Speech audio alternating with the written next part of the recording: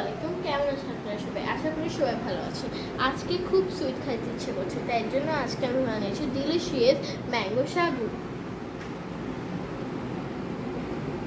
তো চলেন বানানো যাক। আমি আধা কেজি দুধকে সামান্য ঘন করে নিয়েছি।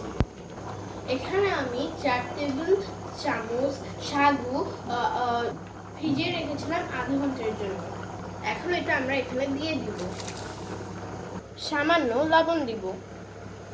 সাগুটা সিদ্ধ হওয়ার পর্যন্ত নাড়াতে হবে, না হলে লেগে যাবে। সাগুটা সিদ্ধ হয়ে গিয়েছে। এবার পরিমাণ মতো চিনি দিয়ে দিব। আমরা এখানে অল্প চিনি দিব, কারণ এখানে আমরা ম্যাঙ্গো পিউরি পরে অ্যাড করব, কারণ ম্যাঙ্গো একটা আলাদা সুইট আছে।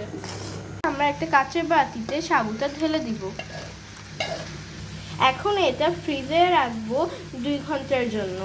ঘন্টার পর দেখেন সাগুটা যথেষ্ট পরিমাণ ঘন হয়ে গিয়েছে। এখানে আমি একটা মিষ্টি আমের পিউরি তৈরি করেছি। এখান থেকে আমের পিউরি আমি সাগুতে দিয়ে দিব। তারপর ভালো করে মেশাতে হবে। এখানে আমি একটা আমকে কুচি করে কেটে নিয়েছি।